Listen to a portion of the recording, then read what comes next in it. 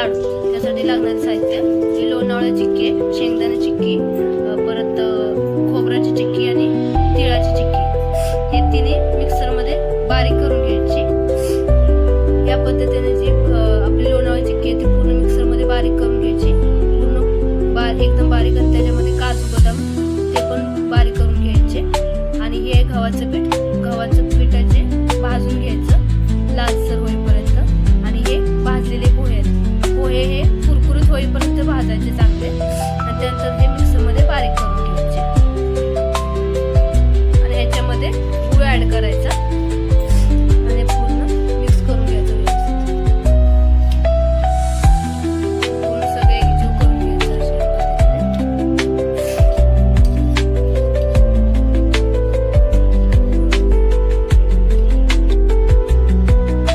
या पद्धतीने असे लाडू बनवून घ्यायचे गोल असे दोन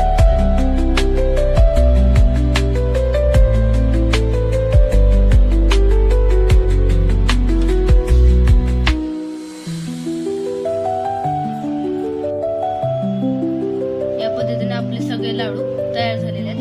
हे बघा गोल असे मऊसूत एकदम तोंडात विरघळणारे असे